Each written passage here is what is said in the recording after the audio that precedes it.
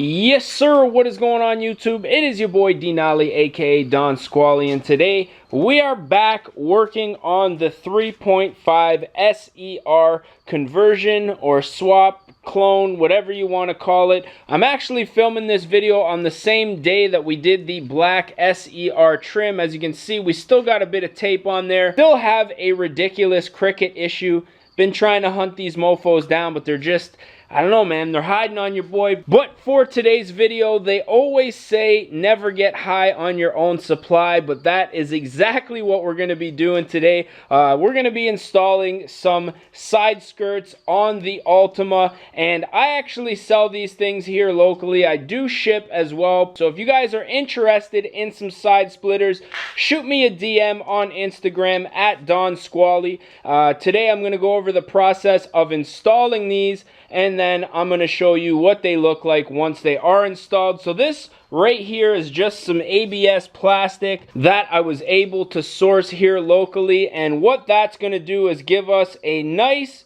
little side skirt here on both the passenger and the driver's side.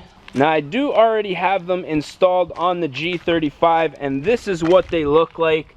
Just give you a nice aggressive touch to the overall look of the car.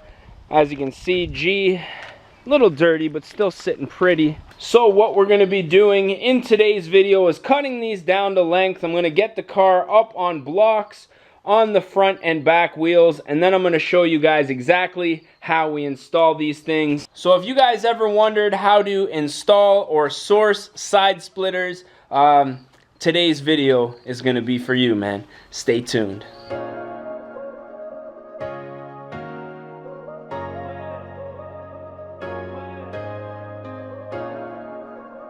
And now that we got that out of the way, I'm just going to go ahead and measure exactly how long I'm going to want these to be.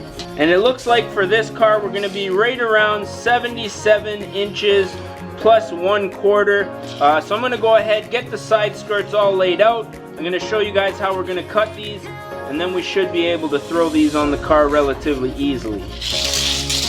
So when I sell these splitters, I sell them 90 inches long and 4 inches wide. These are actually my offcuts here, so these ones are only 3 inches, which is why I'm going to be installing them on my car, because I do advertise them in 4 inches. I don't really have a use for something that's 3 inches aside from my own personal vehicles here. So I'm just going to get a block to hold this end down. Now we're going to measure out 77 1/4 here. Going to be right around here. Now these are really easy to cut. What I like to do is just get an X-Acto knife and a straight edge. Put it on our mark. I guess we'll get the 90 first. Right there. Do one quick little score across. And then what you do is just make a couple cuts in the plastic and then snap the end off just like that. And as you can see, we got a nice clean cut, and this is ready to go on just like that. So I'm going to go ahead, do the other side the exact same way, and I'm going to show you guys how we're going to install these on the car.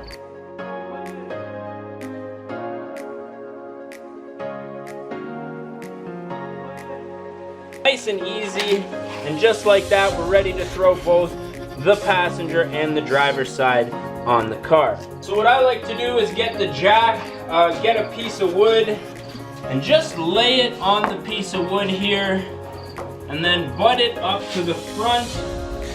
And then what this is going to allow me to do is actually adjust how wide I want these to be without actually having to screw them in. And then once I get it where I want, I'm going to go ahead and self-tap this into the bottom of the side skirts here.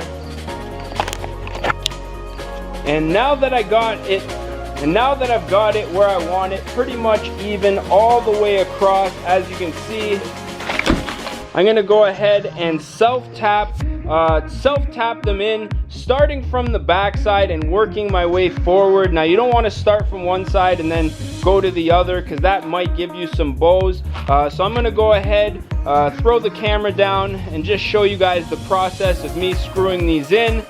But very easy install as far as, you know, tools and hardware that you need. Just a box of these self tappers and a little bit of patience, man. So I'm gonna go ahead, throw the camera down and start to screwing these in the bottom of the car. And start from the back.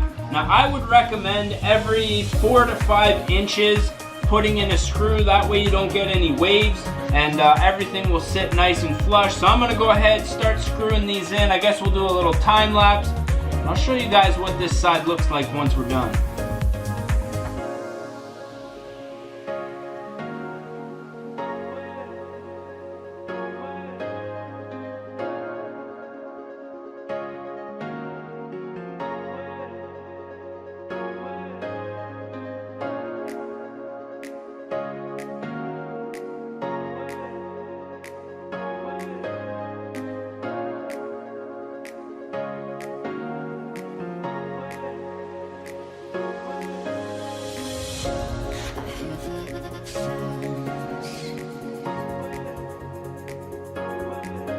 Okay, so passenger side is on. As you can see, gives us a nice little flare kind of on the side. I think that's a nice touch. Almost looks like a shadow, but I rest assure you there is a side skirt on there. So what I think I'm going to do is move on over to the driver's side, do the same thing, install everything, and then I'll give you guys a little bit of a walk around on how it looks, man.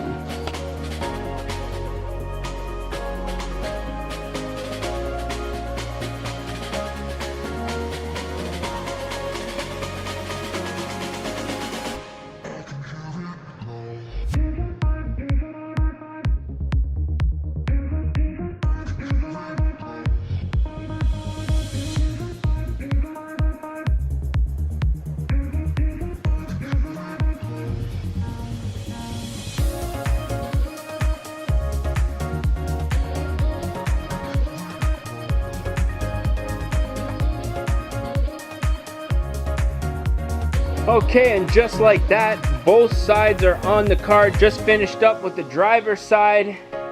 And as you can see, they just give the car a little bit more of an aggressive look. Now, I know a lot of people are asking why I didn't put on the SE-R side skirts. And that's because this one right here is pretty much damaged beyond repair. When it comes to plastic and stuff like this, it's kind of difficult to fix this kind of stuff up and make it look good. So that's why I just decided to go ahead, throw on these custom side splitters.